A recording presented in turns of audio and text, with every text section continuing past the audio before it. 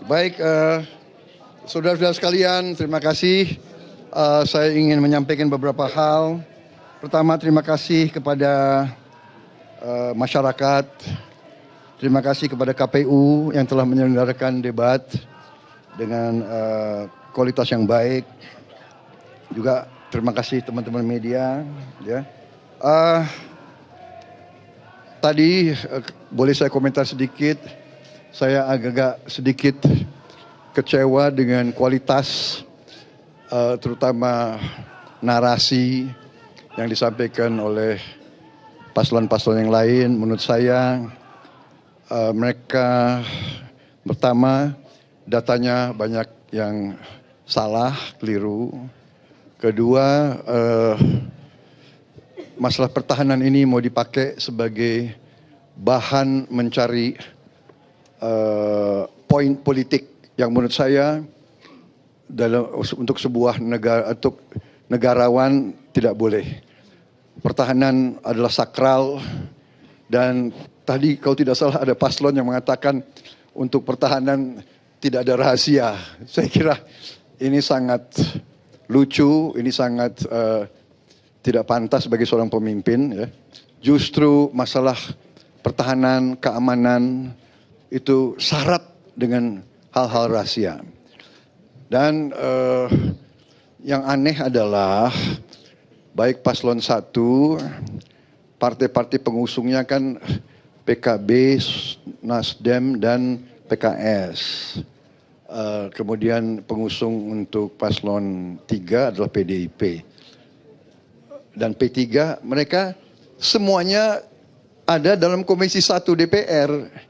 Jadi semua masalah anggaran pertahanan dibahas di Komisi 1 DPR, diawasi, diperiksa bolak-balik dan disetujui. Jadi mereka setujui. Jadi aneh ya. Saya kira ini ini adalah teknik-teknik politik ingin mencari angka. Itu saya sampaikan. Yang pertama, kalau kita tujuannya mengabdi, kita harus memberi data yang benar. Jangan menyesatkan rakyat. Dan jangan provokasi dan jangan menghasut. Kedua, kita harus negarawan. Keselamatan bangsa di atas semua. Kita butuh kerukunan keselamatan.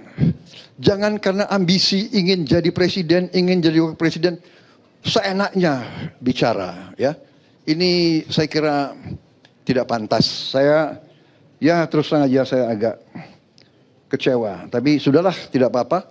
Saya percaya dengan rakyat, kami di depan rakyat yang punya akal, rakyat punya hati, rakyat yang akan menilai. Ya, saya kira demikian. Mengenai Palestina kita tegas, kita mendukung. Presiden sudah memberi petunjuk kepada saya. Setiap saat PBB minta, kita siap mengirim pasukan perdamaian. Kita siap mengirim kapal rumah sakit. Dan kita terus sampai sekarang pun melakukan kontak sama Mesir, kontak sama negara-negara yang berkepentingan di daerah situ. Saya kira prestasi Kementerian Pertahanan sangat jelas di bawah kepemimpinan saya. Industri pertahanan kita dalam negeri mendapat kontrak paling besar selama sejarah Republik Indonesia, ya, mendekati 11 miliar dolar. Kemudian industri pertahanan juga mulai mendapat laba yang juga cukup terbesar di Republik ini. Kita punya terobosan-terobosan banyak. Kita membangun kita bangun 24 rumah sakit, 25 rumah sakit di seluruh Indonesia dalam kurun waktu masa kepemimpinan saya. Kemudian kita membangun 4 fakultas di bidang sains, teknologi, engineering, matematika, fisika, kimia, biologi. Kita punya terobosan-terobosan di bidang air, juga di bidang perbenihan, kemudian juga nanti di bidang inovasi pemukiman murah untuk rakyat kita. Jadi banyak sekali prestasi kita Dan masalah barang-barang bekas itu saya kira juga menyesatkan. Alat-alat perang itu usianya rata-rata 30 tahun.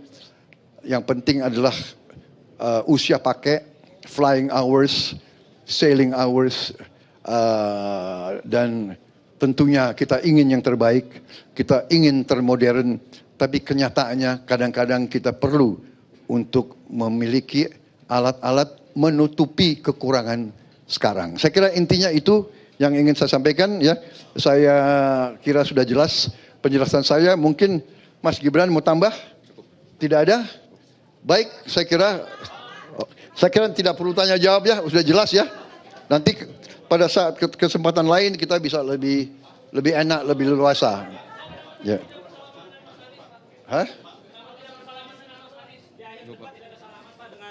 Oh, dia nggak datang ke saya lebih tua dari dia. Saya lebih senior dari dia. Ya, oke, terima kasih. Soal konflik di Gaza doang Pak, sedikit Pak. Baik, terima kasih Pak Prabowo, Mas Gibran. Jangan pergi. Baik, dengan demikian berakhir sesi preskon kita Q&A. Terima kasih rekan-rekan.